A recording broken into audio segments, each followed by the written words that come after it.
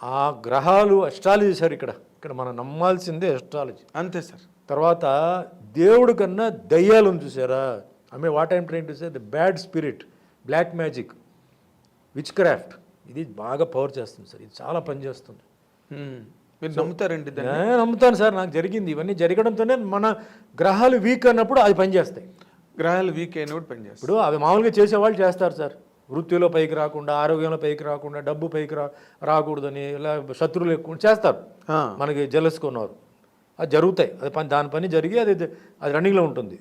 ఇది ఎప్పుడు పనిచేస్తాయి? మన గ్రహాలు ఏదైతే మనల్ని కాపాడుతుందో వీక్ అవుతాయో అది ఎంటర్ అవుతాయి.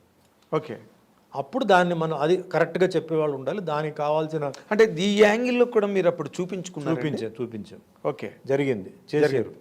సో అది తర్వాత అదే మన వాళ్ళు చేతబడి అదే ఇంగ్లీష్లో విచ్ క్రాఫ్ట్ అంటే బ్లాక్ మ్యాజిక్ అది అంటారు చూసా. అది కూడా ఉంది సార్. గుడ్ కన్నా బ్యాడే ఫస్ట్ జరుగుతాయి సార్. అవును. The evil is more powerful. అవును.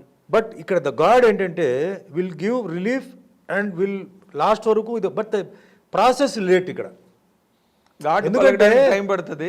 ఎందుకు లేట్ అవుతుందంటే మీరు గ్రహాల్లో మిస్టేక్ ఉంది అని తెలిసి మీరు అప్రోచ్ అయ్యే లోపల ఇక్కడ ఆల్రెడీ డ్యామేజ్ జరిగిపోతాయి.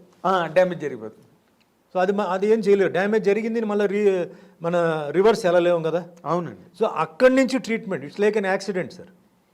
యాక్సిడెంట్ జరిగింది, మీకు ఆపరేషనా, మెడిసినా, పౌడరా, ఇది ఇక్కడ. సో కరెక్ట్గా చెప్పేవాళ్ళు కావాలి. అంటే నాడి జోష్యం పర్ఫెక్ట్గా ఉంటుంది సార్. పామిస్ట్రీ కరెక్ట్గా చెప్పేవాళ్ళు ఉంటే పర్ఫెక్ట్గా చెప్తారు సార్. ఎప్పుడు ఏంటి భవిష్యత్తు ఏంటి అని మొత్తం చెప్తారు. ఇది నమ్మాలి. నమ్మకపోతే నాకు ముందు నమ్మకం లేదు. నేను ఇవన్నీ ఏది నమ్మలా. చిన్న ఏజ్ కదా, చాలా నమ్మలా.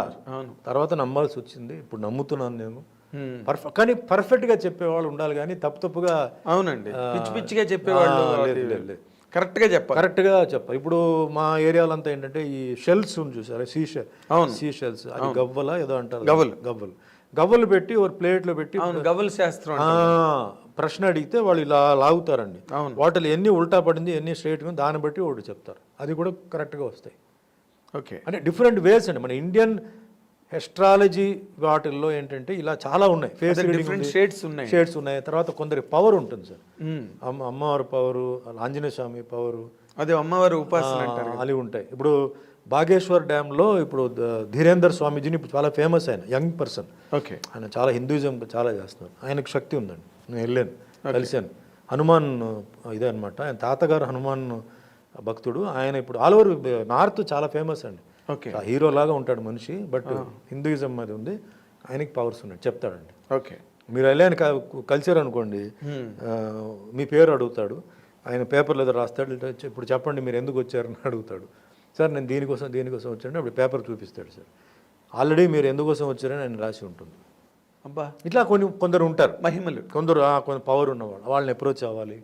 ఇలాంటి కరెక్ట్ అస్ట్రాలజీ చెప్తే కరెక్ట్ రెమెడీస్ చేసేవాళ్ళు ఉండాలి. ఏదో డబ్బుని ఎక్స్ట్రాక్ట్ చేయడం అలా వాళ్ళు ఎక్కువైపోయారండి. అదే మన జాగ్రత్తగా ఉండాలి. ఇప్పుడు ప్రాబ్లం ఏంటంటే ఇప్పుడు ఇలాగా డబ్బులు పీడించి లాక్కునే జ్యోతిష్కులు ఎక్కువైపోయారు మార్కెట్లో. దాని నుంచి ఆ శాస్త్రం మీద కూడా చాలా మందికి నమ్మకం పోయింది. అందుకే నేనేం చెప్తానంటే పర్ఫెక్ట్గా చెప్పేవాళ్ళు, నాన్ కమర్షియల్, అంటే పూజలకు వాటికి ఎంత ఖర్చు ఉందో అవన్నీ ఇవ్వాలి. వాళ్ళు కూడా they can take their fees ఉండాలి. కానీ ఎక్స్ప్లాయిట్ చేయడం అది నేను ఒప్పుకోను. నేను చాలా మంది దగ్గర చూసానండి. అది ఇంకోటి కూడా ఏంటి సార్, ఇప్పుడు ఎస్ట్రాలజీ కూడా ఎట్లా అంటే డాక్టర్ దగ్గర మనం మందు తీసుకోవడానికి అంటే వెళ్తున్నాం కదా, కొన్ని డాక్టర్స్ ఏంటంటే వాళ్ళు ఇచ్చిన మందు పనిచేయదండి. మళ్ళీ ఇంకో డాక్టర్ దగ్గరికి వెళ్తే వాళ్ళు ఏదో 2-3 మందులు మారుస్తారు, అవి పనిచేస్తాయి. మళ్ళీ మీరు మెడికల్ షాప్కి వస్తే మీరు మందులు అడిగారు అనుకోండి, వాటిలో ఉన్న ఇదే దీంట్లో కూడా ఉందండి, సేమ్ కంపోజిషన్, కంపెనీ పేరు వేరే అంటాడు. అట్లా ఇది కూడా ఏంటంటే చెప్పేవాడు ఏంటంటే ఆయనకి ఆ పవర్ ఉండాలి, తర్వాత ఆ సిన్సియారిటీ ఉండాలి, ఆ అభిమానం ఉండాలి. ఆయనకి ఫీజు ఆయనకి మనం డాక్టర్కి మనం ఫీజు ఇస్తేనే మందు పనిచేస్తాయి. అంతే. Doctor free.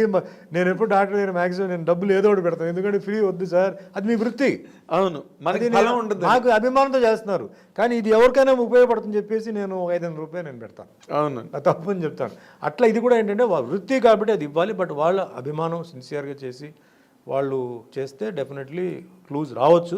అది కూడా ఏంటంటే ఏ టైం ఆయనకి దగ్గర అవుతుందో ప్లస్ అప్పుడే అలాంటి వాళ్ళు దొరుకుతారండి. అంతేనండి, అప్పుడు కరెక్ట్ సార్. అప్పుడు దాకా దొరకరు. అప్పటి వరకు అది ఆ శోధన, ఆ సెర్చ్ అలా జరుగుతూనే ఉంటుంది, అనుభవించాల్సిందే. అంతే, అనుభవించాల్సిందే. కానీ ఇప్పుడు ఏంటంటే ఇది రాజకీయంలో ఉన్న వాళ్ళందరికీ ఇది ఒక గుణపాఠం సార్.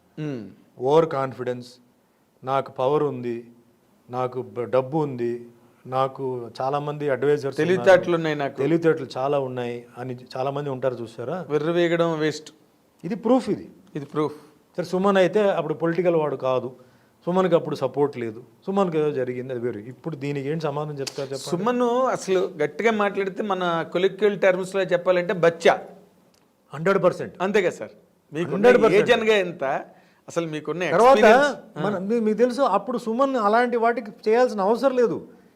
సుమన్ మార్నింగ్ 7 o'clock షూటింగ్కి వెళ్తే రాత్రి 12-1 గంట వరకు 3 షిఫ్ట్లు చేసేవాడిని సార్. చిరంజీవి గారు మేమంతా 3 షిఫ్ట్లు చేసాము సార్ అప్పుడు. అవును, మీకు చెన్నైలో మీకు తెలుసు కదా. అవును, ఆడ విజయ గార్డెన్ లో ఒక షూటింగ్, మళ్ళీ వాహినిలోనే ప్రసాద్ అన్ని అక్కడే తిరుగుతుంటాం మేము. అవును, ఆ ప్రొడ్యూసర్కి హాఫ్ డే, ఈ ప్రొడ్యూసర్కి హాఫ్ డే, అలా చేసిన మనిషి. డబ్బు కూడా నో ప్రాబ్లం, మంచి డిమాండ్ చేసింది కూడా లేదు, డిమాండ్ చేయకుండానే వచ్చింది. మార్కెట్ని బట్టి డిమాండ్ చేయకుండానే. సార్ నేను మళ్ళీ ఇంకోటి చెప్తాను, నేను ఒక మిడిల్ క్లాస్ ఫ్యామిలీ నుంచి వచ్చిన మనిషి. నేను వెంటనే లక్షలు అప్పుడు నేనేమి ఎక్స్పెక్ట్ చేయలే. నాకు హీరో రావడమే చాలా గొప్ప విషయం. అవునండి, నాకు ఏది డబ్బు కూడా అన్ఎక్స్పెక్టెడ్. పైగా నేను సినిమా ఫీల్డ్ కాదు, నేను ఎక్కడ పోనీ కంపెనీలో పనిచేసాను అనుకోండి 6 రోజులు, మ్యాక్సిమం నాకు ఎంత వచ్చి ఉండదు, 1 లక్ష రూపాయలు వచ్చి ఉంటుంది మ్యాక్సిమం. ఇది కొంత సీనియారిటీ వచ్చి, ఎక్స్పీరియన్స్ వచ్చి, మీరు కంపెనీలు మారి, అలాంటిది ఏమీ లేక నాకు ఈ రోజు కూడా నేను చెప్తాను కదా సార్, ఈ రోజు కూడా చాలామంది సార్ మీరు వాళ్ళతో పోటీ పోయి, సార్ నాకు పోటీ ఎందుకు సార్, నాకు నేను ఇది నా కళలో కూడా లేదు. అలాంటి భగవంతుడు నాకు ఇది ఇచ్చాడు. నాకు ఏ పొజిషన్, నాకు ఏ చైర్ ఇచ్చినా కూడా ఐఎమ్ హ్యాపీ.